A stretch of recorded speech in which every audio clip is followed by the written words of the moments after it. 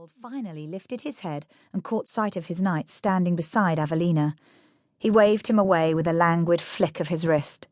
The knight bowed and left the banqueting hall. Avelina focused her eyes on the floor, but she couldn't help taking furtive peeks at her lord. Dark bags sagged under his eyes, which were faintly shot through with blood. "Avelina." He finally looked at her, his bushy white eyebrows hanging low over his eyes.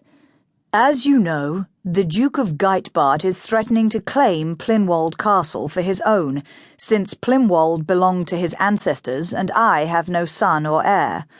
Our allies have turned a blind eye to his aggression, and he has threatened to come and besiege our quiet, peaceful town and take Plimmwald Castle by force." He sighed and shook his head. "I had thought to seek the help of the Margrave of Thornbeck, and even hoped I might betroth Dorothea to him, but he has decided to hold a 2-week party and choose a bride from the guests, all the eligible daughters of the noblemen of the northern regions of the Holy Roman Empire."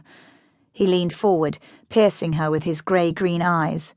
"Now my daughter has run off with my best knight, Sir Dietrich. My hopes are dashed. All appears to be doomed for me and for the people of Plimmwald." He fixed her with a stern look. "You are my daughter's closest servant and confidant. You must have known my daughter was sneaking away to go on secret trysts with Sir Dietrich, but you did not warn me." He slapped his hand down on the table. "And now she is with child. I would be justified in having you banished from Plimmwald." Avelina's heart pounded sickeningly against her chest. It was true. She had known all along what was transpiring. His eyes narrowed as he stared at her, his face a craggy stone and just as cold. "You knew what it would cost my daughter, and yet you never told me." "Please forgive me, my lord." Avelina's voice shook. None of her reasons would sound good enough to Lord Plimmwald.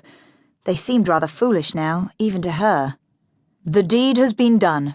My daughter is gone, and there must have been many others who knew what was happening. I, the lord of the land, was the last to know."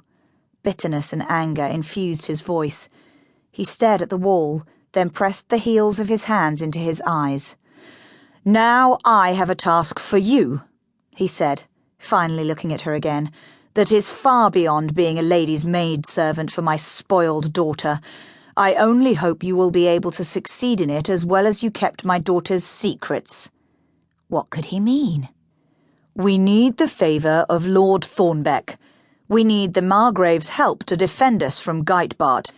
I have little hope of finding Dorothea and bringing her back, and the Margrave of Thornbeck has asked that she come to Thornbeck Castle for 2 weeks. You must take her place." Avelina stared into his wrinkled face. "Take her place? Do you mean pretend to be Lady Dorothea?" "Precisely. You are the only woman I know who is fair enough. My daughter was a renowned beauty, but with fine clothes and someone calling you my lady and treating you like a noble-born woman, anyone might consider you as beautiful as my wayward daughter." Her thoughts spun around, and she couldn't quite catch hold of one. The Earl was speaking again. "You must not ever let Thornbeck realize that you are not Dorothea. He must never suspect. He must also not choose to marry you, but you must not offend him in any way. He is by far our most important ally and our best hope of defeating Geitbart. It is rumoured that Thornbeck killed his own brother to become Margrave." He shook his finger at her face. "What do you think he would do if he realised he had been duped by us, that I had sent him a servant instead of an earl's daughter?" The blood drained from Avelina's face, and she swayed on her feet. I must listen, no matter how dizzy his words made her. "You must understand that you will be saving us all. Every person at the castle and in the town will be in danger. Geitbart certainly will kill at least some of the people when he takes control of Plimmwald, and though Dorothea has gone away with Sir Dietrich to no one knows where, the Margrave must never know that." The corners of the Earl's mouth dipped in a grim frown. How would Avelina, the daughter of a crippled